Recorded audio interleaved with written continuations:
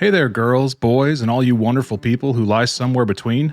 This video is a short preview of a massive Hollow Knight lore essay I'm working on, which is going to lay out a ton of new discoveries in the form of a complete Hallownest timeline. The darkest timeline.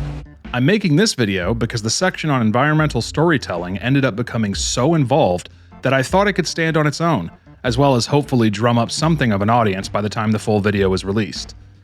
Before I start, I should give a quick spoiler warning.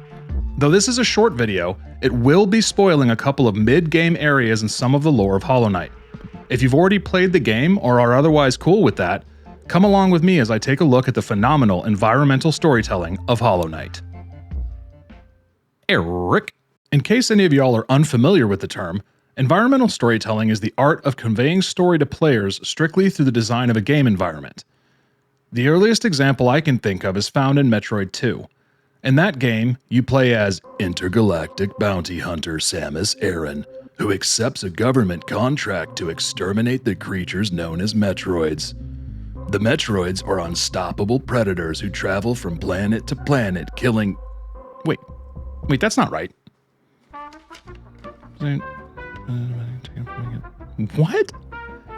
According to the manual, the scientists who hired Samus actually took Metroids off their homeworld, where they were then stolen by space pirates who replicated the Metroid with beta rays and blah blah blah, threat. Except, Samus spent the last game eliminating the space pirates and their pet Petroids and a sizable portion of planet Zebes. So, based on what we know, the Metroids, who again Samus was hired to exterminate, don't really pose a threat to anyone not on their homeworld. Back to gameplay. Samus's descent into the Metroid homeworld is marked by encounters with increasingly mature and dangerous life stages of the Metroid. You begin on the planet's surface, teeming with young Metroids and other wildlife. 39 dead Metroids later, your journey ends at a long trip to the lair of the Metroid Queen deep within the planet. And it's a solitary trip, devoid of all the non-Metroid wildlife you encountered at the surface, because the Metroids down here have killed them all. At this point, in the hands of weaker designers, Samus would get a call from her ship's computer, and she would stop, and the player would sigh, and then a text box would pop up that said, "Samus, according to my scanners, it looks like the Metroids in this zone have hunted their prey into extinction." Instead, the observant player learns the same information in a far more impactful way from the design of the game environment. This experience of active narrative discovery versus passive narrative delivery makes the former simply hit different. That's the power of environmental storytelling. This is a difficult trick to pull off, but if you manage it, you can cater your game to a fuller spectrum of players, providing fewer pauses in the action for those who don't care about lore, while simultaneously rewarding thoughtful observation from players who enjoy learning everything there is to know about a game's world. So how does this apply to Hollow Knight? Where FromSoft famously rely on cryptic item descriptions and the better half of LoreTube to fill in the massive blanks between cutscenes and dialogues, Team Cherry have done the same with the visual design of every nook and cranny in Hallownest. The result of their efforts is a game world that feels alive. It's alive! Feels fully realized in a way I've never seen before. It's too real, Roy, it's too real! And tells an engrossing story to those willing to dig in and put the pieces together themselves. Or watch a video made by an aspiring YouTuber and Hollow Knight obsessive. So, how did Team Cherry accomplish this? The first technique used was adding depth. Literally. Like many 2D game designers before them, Team Cherry utilized stacked 2D layers to give a real sense of depth to their environments. Honestly, they use so many layers of sprites that the sheer amount of detail can make it hard to see just how much there is there. If you've played the game, you probably already have a good idea of what I mean. Don't worry though, I think I have just the thing to make visualizing this a bit simpler. Here's a clip of me in the visually simple starting area of King's Pass, pogoing on some spikes on my way to collect Fury of the Fallen. No big deal, I'm basically a speedrunner. Let's run that back one more time and...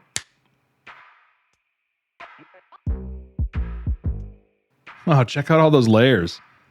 Okay, that was a bit fast. Let's try something a bit different. As you can see, even this simplified recreation I made is quite complicated when you break it down. Starting from the back, there's a black plane and lightly blurred shells and eggs, then the first 2 layers of spikes, then 6 fog elements layered for depth, then the player light, then the first of the foreground spikes, the first layer of roof elements, followed by the floor, which itself is made of 3 layers, then a layer of masking silhouettes, the player and nail effects, one last layer of spikes, and finally the foreground masking elements. Simples. Before we move on, I feel it necessary to mention that while this recreation of a single screenshot took me around 5 hours to build, She's obsessed with it. I am not obsessed. it's actually missing more layers and effects than I'd care to count. Remember too that I chose this scene in this place for its relative simplicity. Game devs take note, this is world-class visual design. It's a flipping game design doctor, and it's here to put on a clinic. But Team Cherry didn't stop there. They also crafted each environment to reflect its part in the long history of the game world. The clearest example of this can be found in the Queen's Gardens. But first, here's a quick refresher on the history of the Gardens, which can be broken up into 3 eras. Before the Kingdom of Hallownest even existed, these caverns were the other half of Greenpath, home of Un and her green children, the Mosskin. The first era ended when the new King of Hallownest showed up, and suddenly his new queen was like, all this belongs to me now. With no real ability to resist, the Mosskin could only block off access to the caverns and consider them lost. The queen turned them into ornamental gardens that basically functioned as a well-guarded vacation home. The final era began much later, sometime after the fall of Hallownest, when an exiled tribe of mantises set up encampments in the area and forced the queen to hunker down in a far corner of her gardens. So, now we've got a checklist. If the visual design of Queen's Gardens is going to convey that same story, it's got to show us elements from each of the 3 major eras in the region's history. Let's see how they accomplish this. First, the enemies we encounter here are mossflies. As their name and visual design suggest, they are likely lost members of the Greenpath Mosskin, specifically resembling an evolution of the moss creep.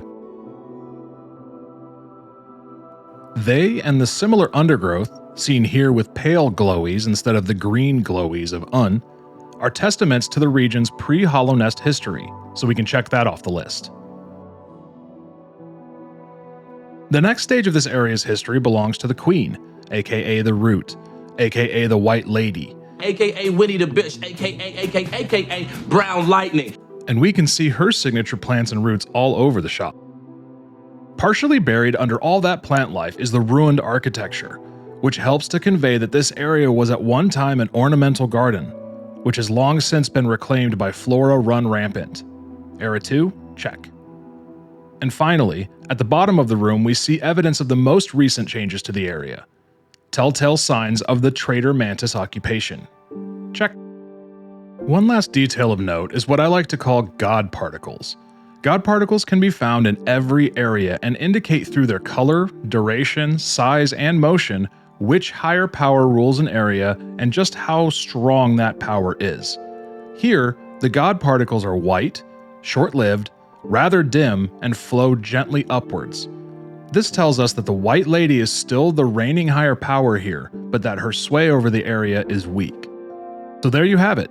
The entire history of this area is explicitly laid out in its visual design. If you think this level of environmental consistency and wordless storytelling is impressive, believe me when I say, this room's conveyed history is pretty simple compared to many, many others in the game which, conveniently, I'll be covering in detail in the full video.